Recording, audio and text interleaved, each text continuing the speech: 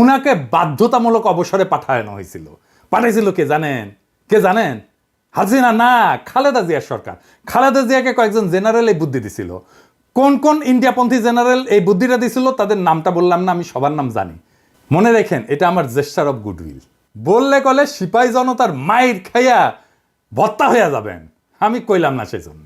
India পাদুয়ায় রৌমারিতে বীরত্বের বদলা নিল কি দিয়া?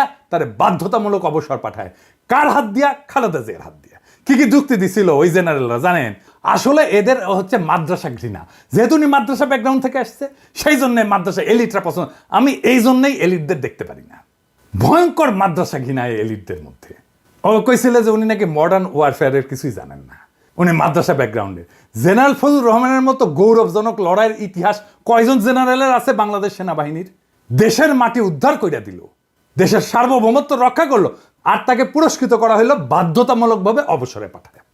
এই যে ফজলুর রহমানের মতো উপদেষ্টা খালেদা জিয়া যদি থাকে না, তাহলে এদের দিয়া ইন্ডিয়া প্রতিশোধ নেবে। খালেদা জিয়ারে যেমন করে সাইন করে দিছে বাধ্যতামূলক অবসরে ফজলুর রহমানের, তারেক রহমানও সাইন করে দিবে। এখানেই আমার ভয়।